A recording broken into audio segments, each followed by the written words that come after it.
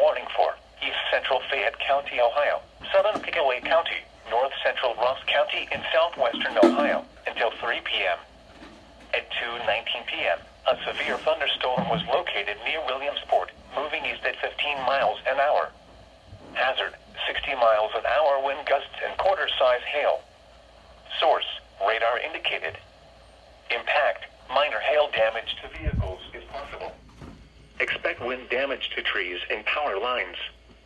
Locations impacted include Circleville, Williamsport, New Holland, Logan Elm Village, Clarksburg, Pickaway County Airport, State Route 207 at U.S. Route 22, State Route 138 at U.S. Route 22 in Andersonville.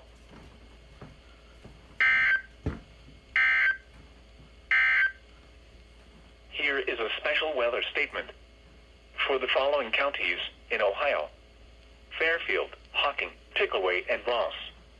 A strong thunderstorm will affect southwestern Fairfield, Hocking, southeastern Pickaway, and northeastern Ross counties until 2:45 p.m. At 2:04 p.m., radar indicated a strong thunderstorm 9 miles east of Circleville, moving southeast at 35 miles an hour.